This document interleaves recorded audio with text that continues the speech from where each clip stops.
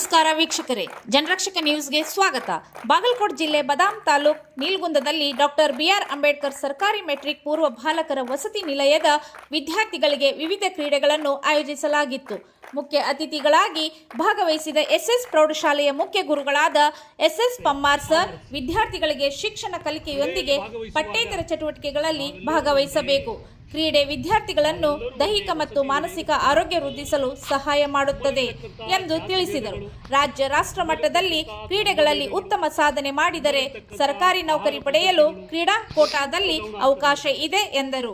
ಪಂದ್ಯಗಳ ರೆಫ್ರಿಯಾಗಿ ದೈಹಿಕ ಶಿಕ್ಷಕರಾದ ಮಂಜು ಸರ್ ರಿಬ್ಬನ್ ಕಟ್ ಮಾಡುವುದರ ಮೂಲಕ ಚಾಲನೆ ನೀಡಿದರು. ವಾರ್ಡನರಾದ ಶ್ರೀ ಆರ್ಎಲ್ ನದಾಫ್ ಅವರು ಮಾತನಾಡಿ, ಮಕ್ಕಳ ಪ್ರಗತಿಗಾಗಿ ಶಿಕ್ಷಣದಷ್ಟೇ ಕ್ರೀಡೆಯು ಮಹತ್ವವಾದದ್ದು. ದಿನಾಲು 1 ಗಂಟೆ ಆದರೂ ಆಟಗಳಲ್ಲಿ ಭಾಗವಹಿಸಿದಾಗ ಮಾತ್ರ ಸದೃಢವಾದ ದೇಹ ಮತ್ತು ಮನಸ್ಸು ಹೊಂದಲು ಸಾಧ್ಯ ಎಂದರು.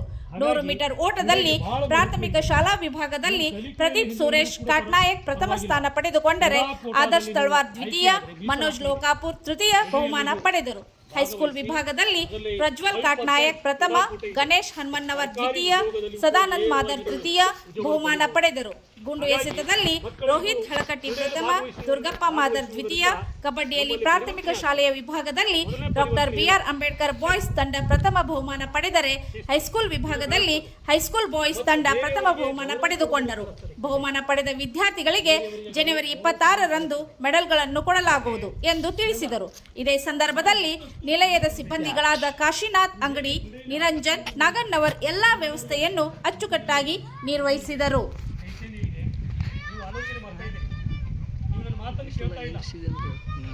ಮೇಲ್ಗಡೆ ಭಯ ಇದೆ ಸರ್, ಮಾತನ್ನು ಕೇಳಲಿಲ್ಲ ಅಂದರೆ ಎದುರಿಸ್ತಾರೆ. ಆದರೆ ಒಳಗಡೆ ಏನಿದೆ, ಒಟ್ಟಾರೆ ನಾನು ಇವತ್ತು ಕಬಡ್ಡಿ ಆಟ, ಕ್ರಿಕೆಟ್ ಆಟ ಇರ್ಬೋದು, ಗುಂಡೆಸೆತ್ತಿರ್ಬೋದು, ಚಕ್ರ ಎಸೆತ್ತಿರ್ಬೋದು, ರನ್ನಿಂಗ್ ಇರ್ಬೋದು, ಇದರಲ್ಲಿ ನಾನು ಪ್ರಥಮನಾಗಿ ಆಯ್ಕೆ ಆಗಬೇಕು ಅನ್ನುವಂಥ ಹುಮ್ಮಸ್ಸಿದೆ ಒಳಗಡೆ. ಆ ತುಡಿತ ನಿಮ್ಮಲ್ಲಿ ಕುಡಿತಾ ಇದೆ. ಆ ತುಡಿತ ಒಳಗಡೆ ಇರ್ತಕ್ಕಂಥ ಪ್ರತಿಭೆ ಅನಾವರಣ ಆಗಬೇಕು. ಹೀಗೆ ಮತ್ತೊಬ್ಬ ಸ್ಪರ್ಧಿಗೆ ಯಾವುದೇ ರೀತಿಯ ತೊಂದರೆ ಕೊಡದೆ ನಾವು ನೈತಿಕ ಮಾರ್ಗದಲ್ಲಿ ನಮ್ಮ ಪ್ರತಿಭೆಯನ್ನು ಈ ಕ್ರೀಡಾಕೂಟದಲ್ಲಿ ನಾವು ಅನಾವರಣ ಮಾಡಬೇಕಾಗ್ತದೆ. ಅವಾಗ ನಾವು ಒಳ್ಳೆಯ ವಿದ್ಯಾರ್ಥಿಯಾಗಿ ಬೆಳೀಲಿಕ್ಕೆ ಸಾಧ್ಯ. ಇಲ್ಲೇ ಹೋದರೆ ಆಗಲ್ಲ. ಯಾಕಂದರೆ ನಮಗೆ ತಾಳ್ಮೆನೇ ಇಲ್ಲ. ನಾವು ಬೇರೆಯವರು ಏನು ಹೇಳ್ತಾರೆ ಅಂದರೆ ಅದನ್ನು ಆರಿಸಲ್ಲ.